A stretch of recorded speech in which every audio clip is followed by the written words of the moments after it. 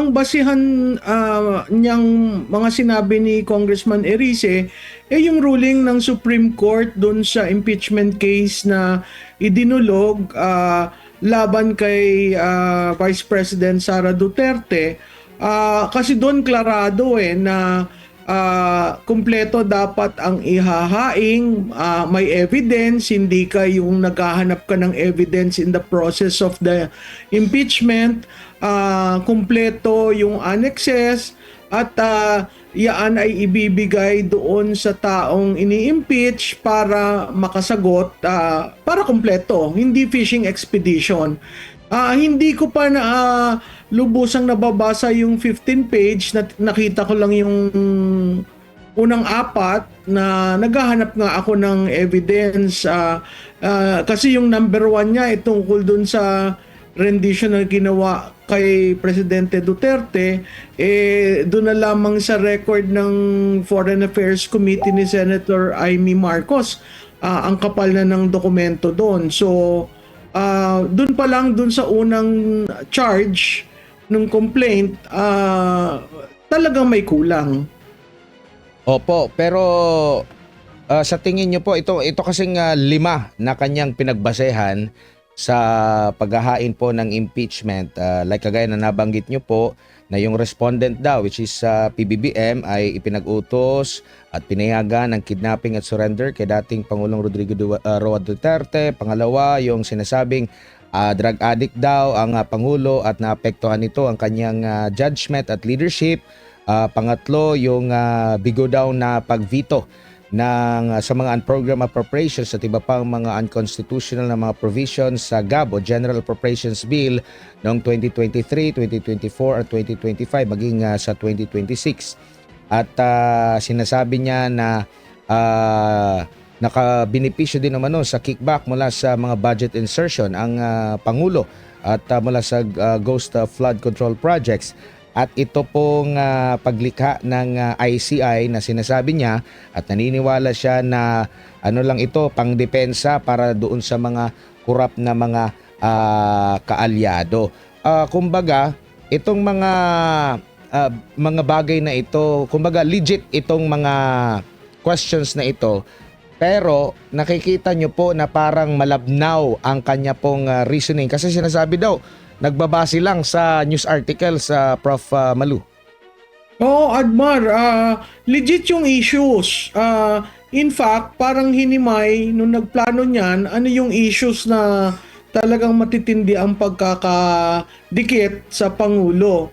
Pero saan ka naman nakakita na complaint na madali mo naman ma-access yung mga public documents Kasi dun sa Duterte nag-hearing, dun sa drug addict dapat meron siyang at least man lang yung kopya nung drug test nung tumakbo, 'di ba?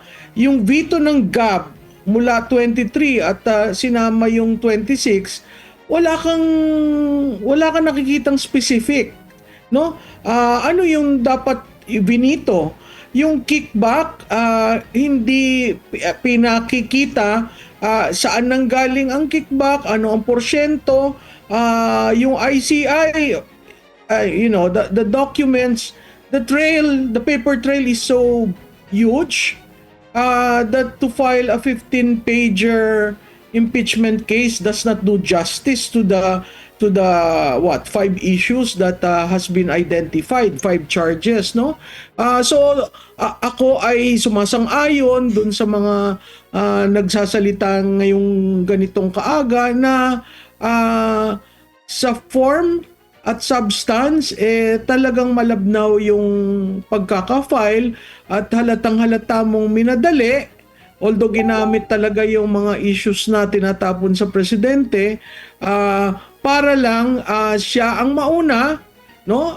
Yung initiate ay mangyari sa pagre-resume ng Kongreso at mapag-usapan kaagad. Ang pagkakaiba lamang dun sa bago nung desisyon ng Supreme Court, wala na yung fast break. So kailangan dumaan sa Committee on Justice headed by Congresswoman Luistro At pag tiningnan mo yung 39 members nun, pati minority, sa tingin ko yun boboto para mapawal ang bisa ang impeachment na yan. So, kung ang pinagtatalunan lamang ay evidence, malabnaw yung impeachment na na-file. Kaya ako nasabi na ginamit lamang yon para ma-inoculate ang presidente, yung sinatawag na sham impeachment, no?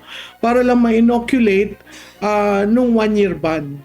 Para palang itong impeach me, kidnap me, hold up me, para mga ganito pala ito, Prof. Pero meron pong pahayag ang palasyo rito at kukunin ko po ang inyo pong pananaw ukol dito kung naaakma ba, kumbaga parang yung kanilang pagtanggap or ilang kanilang tugon dito sa naging impeachment ay kumbaga normal ba, natural ba na ganito ang kanilang pahayag? Kasi sinasabi po, parang tinatanggap. Ang sabi nga dito, i-quote ko na lang po si yung ayaw makipagdebate po sa inyo. Sabi ni Undersecretary Castro,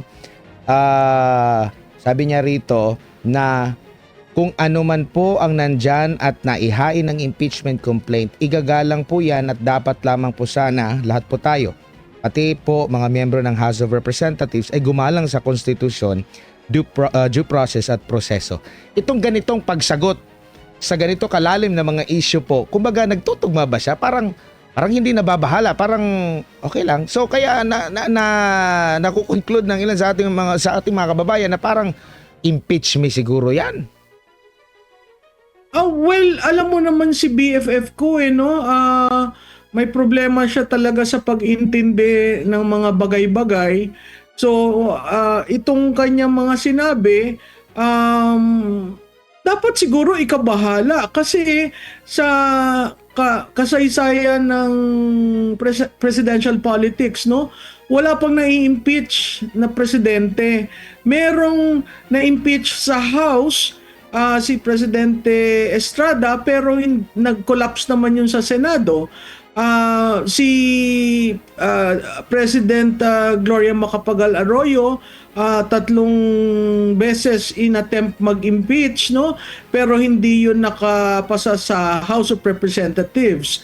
So, parati natin titingnan na mahalaga itong mangyayari kasi maraming issues ang binato sa Pangulo at dapat mabagabag sila dahil ang ekonomiya natin talaga maaapektuhan ng ganito dahil nga ang paghina ng ating ekonomiya, no? So hindi ko alam kung saan siya humuhugot ng pananalita niya, pero kung yun ang sinabi niya at yun ang posisyon ng palasyo, ang masasabi ko lamang dyan, sa Ligang Batas, ang impeachment is a constitutional process provided yan sa ating saligang batas. It is one way to make a leader accountable to the people. It is a process that is based in our constitution. So karapatan niya ng taong bayan, karapatan na maghaing ng impeachment sa mga liderato natin. Opo, bilang isang political strategist din po, Prof, pag mga ganitong actually legit itong mga mga punto o dahilan kung bakit sa impeachment, no? Parang nakukulangan lang kayo doon sa pagpresenta na mismo, no? Pero dahil na open ito, kumbaga makasasama ba ito sa imahe? Dahil magiging legit na dapat na pag-usapan na talaga ito. Prof, kasi sa nakalipas, medyo medyo alam niyo na, pinalilihis nila yung issue. Pero ngayon, dahil sa meron ng ganitong impeachment, tingin niyo po maapektuhan yung imahe ng Pangulo ukol dito po? Oo, Admar, lalo na sa current state na ang kanyang trust rating is low. Anything that is in the 20s ng trust rating will invariably affect any impeachment proceeding, no? So makikita natin yan na yung timing ng pagpapa-file ay napakadelikado, lalo na kung ang pagdaus-us ng tiwala ay 2/4 ng nararamdaman. So kung tayo'y pumapaloob sa first quarter at yan gumulong hanggang 2 months, the first quarter reading will be again possibly go down, no? It depends on paano nila sinagot itong 7 charges, 'di ba? Ang sense ko hindi nga aabot sa trial 'yan eh. Ang sense ko i-dismiss, no? They will initiate on Monday. They will place that in the order of business. That is already initiation. Refer to the Committee on Justice, and the Committee on Justice will just find kasi yung pagkakagawa merong 5 charges na talagang ang sense ng taong bayan talagang totoo, tapos wala namang ebidensya. So makikita mo yung paglalaro dun sa mga charges at ang tingin ko madidismiss yan.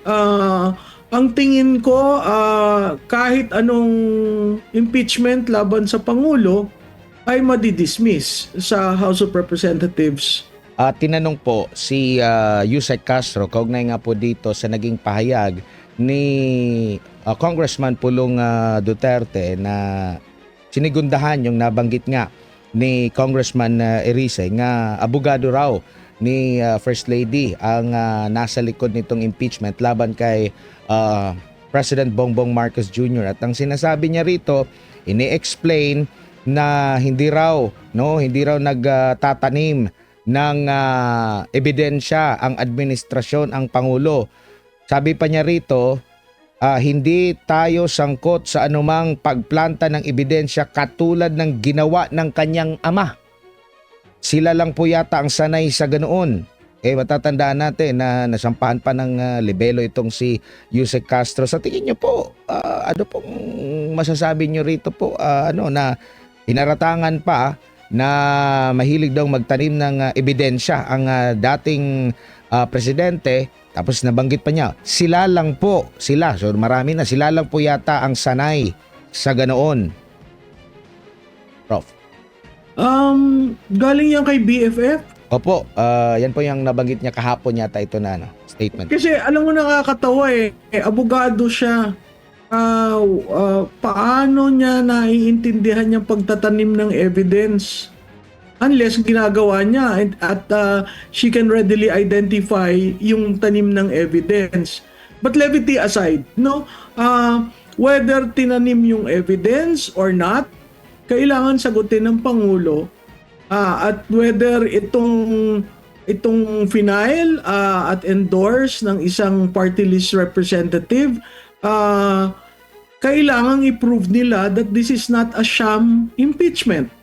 At clearly sinabi ng Supreme Court na in the process of the impeachment, may right na mag-avail at i-direct sa Korte Suprema yung questions tungkol sa uri ng impeachment na i-file. So hindi ko maintindihan kung bakit ang pagsisisi niya ay dun na naman sa dating Pangulo na wala namang kinalaman yung dating Pangulo dito sa impeachment na kinakaharap ng kanyang amo.